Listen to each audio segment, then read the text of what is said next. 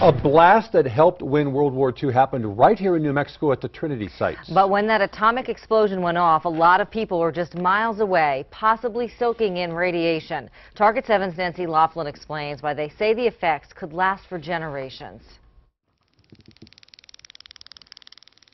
The New Mexico desert, July 16, 1945. The earth trembled, you know, when that thing exploded.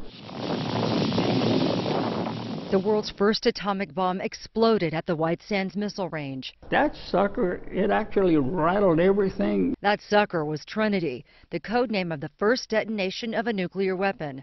But then 11-year-old Henry Arreta didn't know. I stood there and watched it. He witnessed history. The development of that bomb helped the United States win World War II.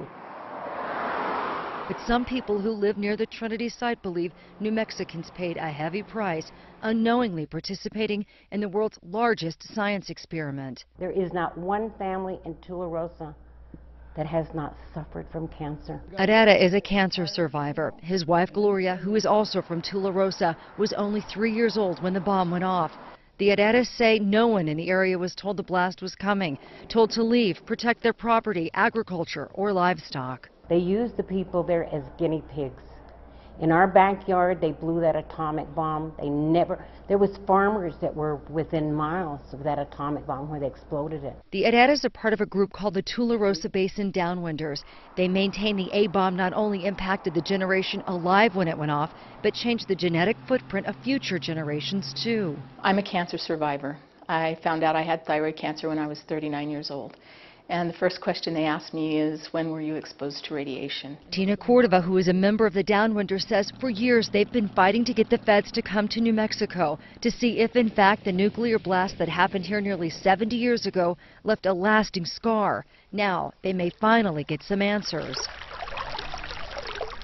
69 years after Trinity, a federal research team with the National Cancer Institute is interviewing New Mexicans, including the Arretas, to see if the homegrown food, milk, and water they consumed after the nuclear blast was contaminated. We're traveling around the state talking to people who were alive in the 1940s to really get a sense of diet and lifestyle during the time. The researchers tell us, though, trying to figure out if that resulted in higher cancer rates won't be easy. That's very difficult to study, actually, because cancer rates are quite variable among places. In fact, they're quite high everywhere in the United States. The team says they've already done similar studies in Japan, where the bomb went off weeks after the Trinity blast. In those populations, we have never seen observable effects in the offspring from radiation. Now they're trying to figure out if that's the case in New Mexico. For the Arretas, just having the researchers here is an acknowledgement of their fears, the cloud, they say, hanging over this community for 7 decades. For Target 7, I'm Nancy Laughlin. There is a federal program that compensates people who became ill after being exposed to radiation from nuclear testing. Right now, it does not include residents who live near the Trinity site. New Mexico lawmakers have been trying to change that. A town in Hawaii being threatened